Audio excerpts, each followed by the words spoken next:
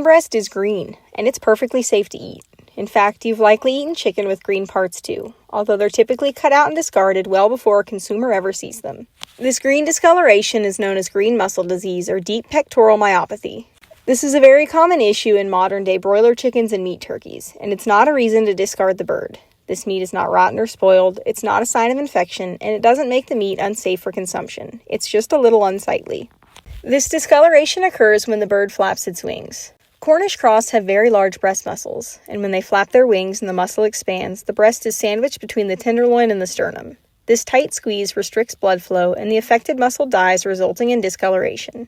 To avoid green muscle disease, you want to eliminate stress in the flock and minimize unnecessary wing flapping. Don't startle the birds, handle them gently, and never by the wings. Don't provide them with roosts or perches, and keep them as calm and comfortable as you can at all times.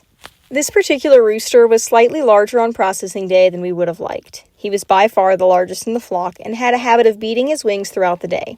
I was not surprised in the slightest to see that he had green muscle disease.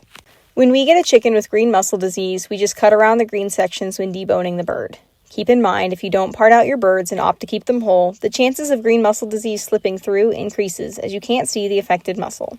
We rarely keep a bird whole, but when we do, we're always sure to keep the smaller birds whole and part out the larger ones. And of course, we do whatever we can to minimize DPM in the first place.